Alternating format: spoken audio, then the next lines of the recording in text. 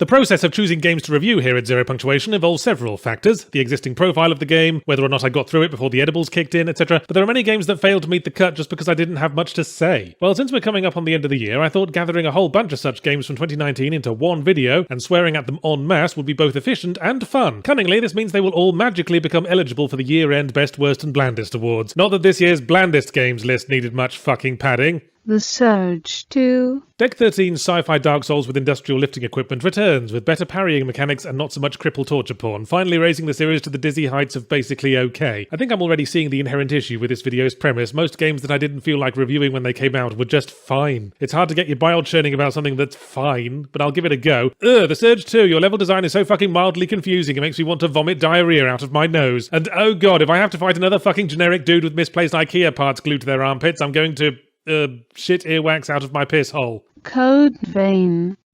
Jedi Fallen Order being a Souls-like probably indicates that Souls-likes are officially overdone. I mean, that's like when your dad starts getting into your new favourite band. Code Vein is another Souls-like, with combat that's generally fine and boring level design, but it has one thing that makes it notable: it's the most anime game I've ever played. This is a game where the character customizer has 90 billion hairdos and 2 noses. A game where one of the facilities in your home base is a hot spring, and if you get in it, female characters will show up in skimpy towels. This is a thing that happens. It built a fan service hot springs episode into its fucking mechanics, and after the second main boss in a row was a giant demonic stripper with their juicy jugs flapping about, I made the decision to stop playing before my Amazon recommendations became too embarrassing. Blasphemous. Yeah, let's get all the fucking Souls-likes out of the way first. Blasphemous is another attempt at 2D Souls-liking with a striking theme. The premise is that all of the Catholic guilt in medieval Europe has somehow manifested physically, and the result is about what you'd expect. Blimey, if you thought Dark Souls was grim, this is Dark Souls getting dragged off by the Cenobites to listen to Norwegian black metal for eternity. But then the platforming feels like something from a 16-bit game about a furry animal with a cool attitude, complete with collapsing and returning ledges and pipes that regularly drip snot, and the whole thing starts to feel a bit silly. Untitled Goose Game. Oh, we love our fucking memes, don't we? Can't just enjoy a charming little game about a rascally goose getting up to Beano Comics level mischief. No, we haven't enjoyed it properly until we put it next to a picture of an angry cat and confused our grandparents with it on social media. It remains impossible to predict what does and does not have meme appeal. It's an amusing enough little game, but I have now established to my satisfaction what it looks like when the old man falls on his bum, and frankly I see no need to revisit it. Not exactly a cultural touchstone. Not yet, anyway. Maybe one more Photoshop of a goose standing next to Hitler will make all the difference. Terminator Resistance. Another game made awkward to talk about by its resounding fineness, and it's a shame because I sought it out really thinking it would suck. I mean, come on. A licensed Terminator game by a sub-mid-range developer previously best known for games like Florist Shop for the Nintendo DS and 101 Pony Pets 3D. That's not a recipe for disaster, that's the fucking anarchist's cookbook. But no, it's a generic grey apocalyptic shooter with RPG elements, and it just about manages. I heard some people say it was surprisingly good, and I suppose it is a bit surprising that pressing shoot makes your gun shoot rather than whittle on your shoes. Final score, fine out of 10. Moons of Madness.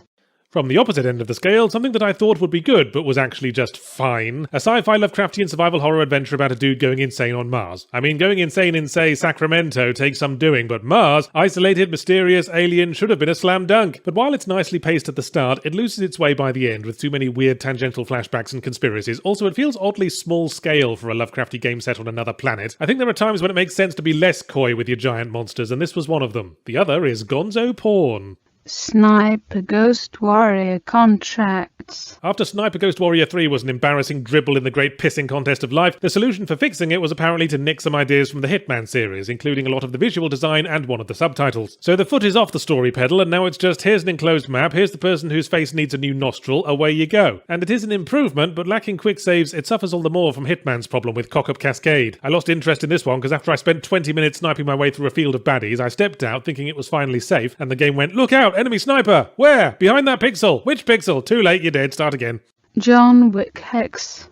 Being designed by Mike Bithell, he of Your Thomas Was Alone, gave this one enough pedigree to rise out of the movie tie-in Plague Pit, and while it is quite innovative with its vaguely Superhot-esque pause between each action, turn-based except not really gunfights, the stiff hexadecimal movement means when you watch the recap at the end of each level it looks less like an exciting action movie gunfight than the movements of a confused Roomba with a highly interpretive idea of waste management. Oh, hexadecimal. Hex. I just got that. Outer Wilds.